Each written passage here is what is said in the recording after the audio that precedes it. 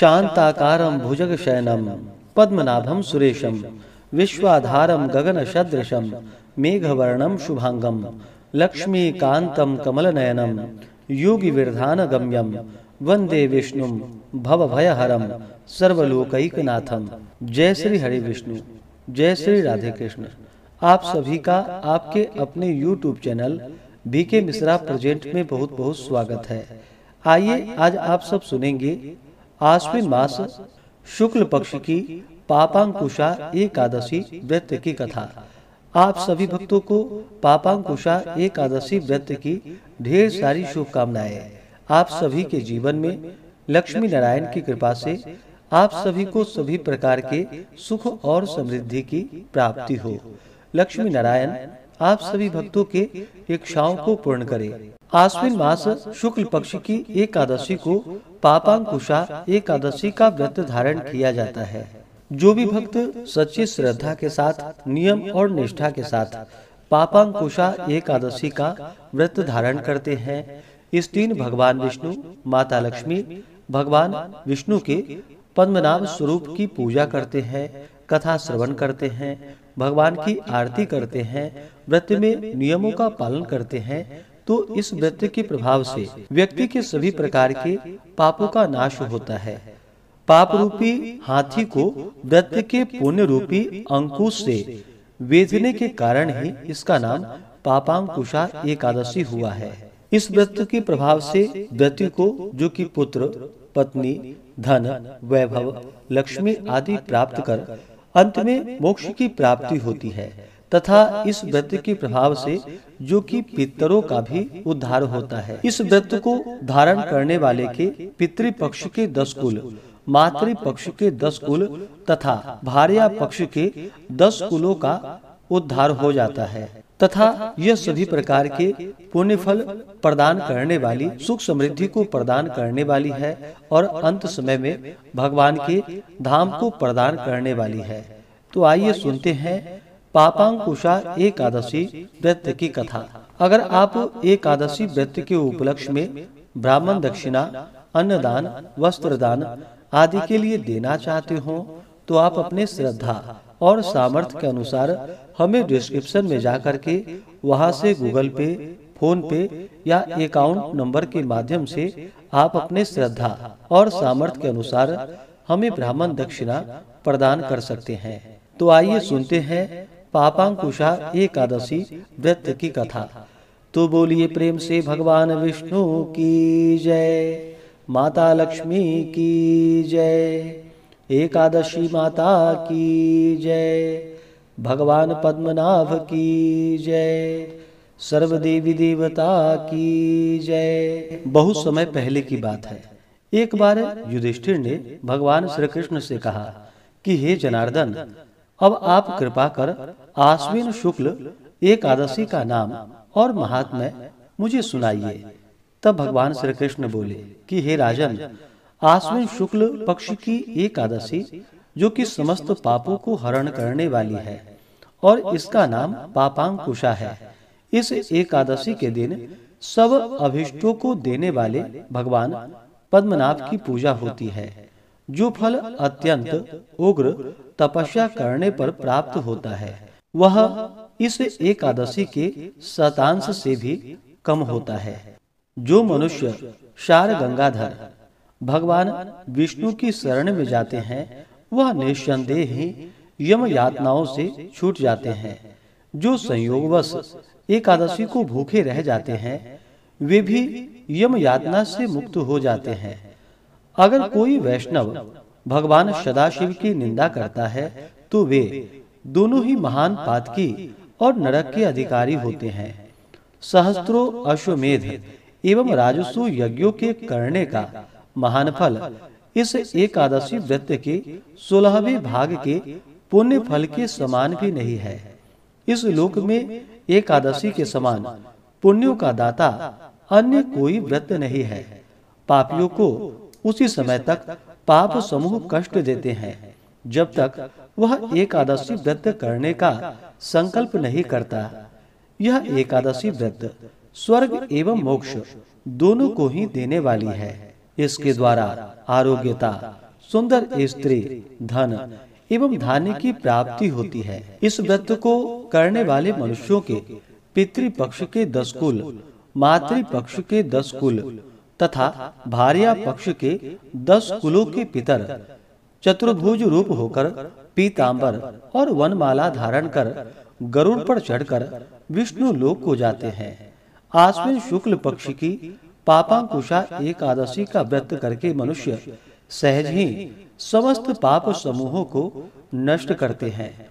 इस एकादशी में अन्न, भूमि, धन एवं गोदान देने वाले महान फल को प्राप्त करते हैं। इसके उपलक्ष्य में तालाब, कुआं एवं धर्मशाला बनाने वाले धर्मात्मा जन यम यातना से मुक्त हो जाते हैं और यहाँ समस्त सुखों को भोगने वाले धनवान होते हैं। इस कथा को पढ़ने और सुनने वाले भी अक्षय और अतुल पुण्य के भागी होते हैं। प्राचीन काल में विंध्य पर्वत पर क्रोधन नामक एक महाक्रूर बहेलिया रहता था। उसने अपनी सारी जिंदगी हिंसा, लूटपाट, मदिरापान तथा मिथ्या भाषण आदि में व्यतीत कर दिया। जब जीवन का अंतिम समय आया तब यमराज ने अपने दूतों को क्रोधन को लाने की आज्ञा दी। यमदूतों ने उसे बता दिया कि कल तेरा अंतिम दिन है। मृत्यु भय से भयभीत आक्रांत वह बहेलिया महर्षि अंगिरा जी के शरण में उनके आश्रम पहुंचा। महर्षि ने उसके अनुनय विनय से प्रसन्न होकर उस पर कृपा करके उसे अगले दिन आने वाली आश्विन शुक्ल पक्ष की एकादशी का विधि पूर्वक व्रत करने को कहा। इस प्रकार वह महापातकी व्याध पापांकुशा एकादशी का व्रत पूजन कर भगवान की कृपा से विष्णु लोक को गया। उधर यमदूत इस चमत्कार को देखकर हाथ मलते रह गए और बिना क्रोधन के यमलोक वापस लौट गए। इस प्रकार पाप रूपी हाथी को व्रत के पुण्य रूपी अंकुश से वेधन के कारण ही इसका नाम पापांकुशा एकादशी हुआ। इस दिन मौन रहकर भगवत स्मरण तथा पूजन करने से भगवान की विशेष कृपा प्राप्त होती है। तो बोलिए प्रेम से भगवान विष्णु की जय। तो आइए अब सुनते हैं एकादशी माता की आरती। तो बोलिए प्रेम से एकादशी माता की जय। ओम जय एकादशी माता, विष्णु पूजा व्रत को धारण कर शक्ति मुक्ति पाता। ओम जय एकादशी माता, विष्णु पूजा व्रत को धारण कर शक्ति मुक्ति पाता। तेरे नाम गिनाओ देवी भक्ति प्रदान करनी, गण गौरव की देनी माता शास्त्रों में वर्णी। ओम जय एकादशी माता, विष्णु पूजा व्रत को धारण कर शक्ति मुक्ति पाता। मार्गशीर्ष के कृष्ण पक्ष की उत्पन्ना विश्वतारिणी जन्मी, शुक्ल पक्ष में हुई मोक्षदा मुक्तिदाता बन आई। ओम जय एकादशी माता, विष्णु पूजा व्रत को धारण कर शक्ति मुक्ति पाता। पौष के कृष्ण पक्ष की सफला नामक है, शुक्ल पक्ष में होए पुत्रदा आनंद अधिक रहे। ओम जय एकादशी माता, विष्णु पूजा व्रत को धारण कर शक्ति मुक्ति पाता। नाम षट तीला माघ मास में कृष्ण पक्ष आवे, शुक्ल पक्ष में जया कहावे विजय सदा पावे। ओम जय एकादशी माता, विष्णु पूजा व्रत को धारण कर शक्ति मुक्ति पाता। विजया फाल्गुन कृष्ण पक्ष में शुक्ला आमल की, पाप मोचिनी कृष्ण पक्ष में चैत्र महाबली की। ओम जय एकादशी माता, विष्णु पूजा व्रत को धारण कर शक्ति मुक्ति पाता। चैत्र शुक्ल में नाम कामदा धन देने वाली, नाम वरुथिनी कृष्ण पक्ष में वैशाख माह वाली। ओम जय एकादशी माता, विष्णु पूजा व्रत को धारण कर शक्ति मुक्ति पाता। शुक्ल पक्ष में होए मोहिनी अपराज्येष्ठ कृष्ण पक्षी, नाम निर्जला सब सुख करणी शुक्ल पक्ष रखी। ओम जय एकादशी माता, विष्णु पूजा व्रत को धारण कर शक्ति मुक्ति पाता। योगिनी नाम आषाढ़ माह में जानो कृष्ण पक्ष करणी, देव शयनी नाम कहायो शुक्ल पक्ष धरणी। ओम जय एकादशी माता, विष्णु पूजा व्रत को धारण कर शक्ति मुक्ति पाता। कामिका श्रवण मास में आवे कृष्ण पक्ष कहिए, श्रवण शुक्ल में होए पवित्रा आनंद से रहिए। ओम जय एकादशी माता, विष्णु पूजा व्रत को धारण कर शक्ति मुक्ति पाता। अजा भाद्रपद कृष्ण पक्ष की परिवर्तिनी शुक्ला, इंद्रा अश्विनी कृष्ण पक्ष में व्रत से भव सागर निकला। ओम जय एकादशी माता, विष्णु पूजा व्रत को धारण कर शक्ति मुक्ति पाता। पापांकुशा है शुक्ल पक्ष में आप हरणहारी, रमा मास कार्तिक में आवे सुखदायक भारी। ओम जय एकादशी माता, विष्णु पूजा व्रत को धारण कर शक्ति मुक्ति पाता। देवोत्थानी शुक्ल पक्ष की दुखनाशक मैया, पावन मास में करो विनति पार करो नैया। ओम जय एकादशी माता, विष्णु पूजा व्रत को धारण कर शक्ति मुक्ति पाता। परमा कृष्ण पक्ष में होती जन मंगल करणी, शुक्ल मास में होए पद्मिनी दुख दारिद्र हरणी। ओम जय एकादशी माता, विष्णु पूजा व्रत को धारण कर शक्ति मुक्ति पाता। जो कोई आरती एकादशी की भक्ति सहित गावे, जन गुरुदिता स्वर्ग कवासा निश्चय ही पावे। ओम जय एकादशी माता, विष्णु पूजा व्रत को धारण कर शक्ति मुक्ति पाता। ओम जय एकादशी माता, विष्णु पूजा व्रत को धारण कर शक्ति मुक्ति पाता। हाँ, शक्ति मुक्ति पाता। तो बोलिए प्रेम से एकादशी माता की जय। आश्विन मास शुक्ल पक्ष की एकादशी तिथि प्रारंभ समय जो कि 13 अक्टूबर 2024 दिन रविवार सुबह 9:11 और एकादशी तिथि की जो समाप्ति है वह 14 अक्टूबर 2024 दिन सोमवार सुबह 6:42।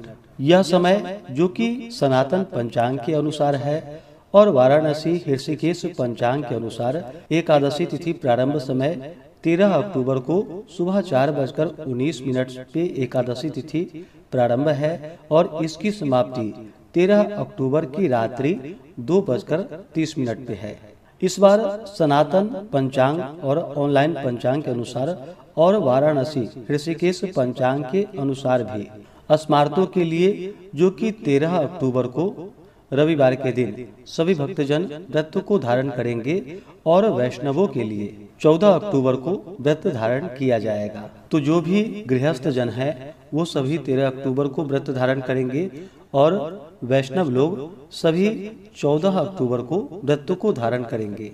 इस व्रत का पारण जो कि हरिवासर समाप्त होने के बाद करना चाहिए। हरिवासर का समय जो कि द्वादशी का पहला चौथाई हिस्सा हरिवासर का होता है, इसको छोड़ करके ही व्रत का पारण करना चाहिए। तो ऑनलाइन पंचांग और सनातन पंचांग के अनुसार द्वादशी तिथि की जो समाप्ति है वह 14 अक्टूबर की रात्रि 3:43 पे द्वादशी तिथि की समाप्ति है और वाराणसी ऋषिकेश पंचांग के अनुसार द्वादशी तिथि की समाप्ति जो कि 14 अक्टूबर की रात्रि 12:24 पे है। तो जो भी सनातन पंचांग और ऑनलाइन पंचांग को मानने वाले हैं वो सभी इन पंचांगों के अनुसार जिन्होंने 13 अक्टूबर को व्रत धारण किया है वो सभी 14 अक्टूबर को व्रत का पारण करेंगे। 14 अक्टूबर को पारण का समय दोपहर 1:16 से दोपहर 3:34 तक व्रत का पारण किया जाएगा। और वाराणसी ऋषिकेश पंचांग को मानने वाले हैं तो उसके समय के अनुसार 13 अक्टूबर को व्रत धारण करने वाले 14 अक्टूबर को सुबह 7:58 से सुबह 8:50 तक एकादशी व्रत का पारण करेंगे। और जो भी वैष्णव लोग 14 अक्टूबर को व्रत धारण करेंगे वो सभी व्रत का पारण 15 अक्टूबर को सुबह 6:30 से सुबह 7 बजे तक व्रत का पारण कर लेंगे।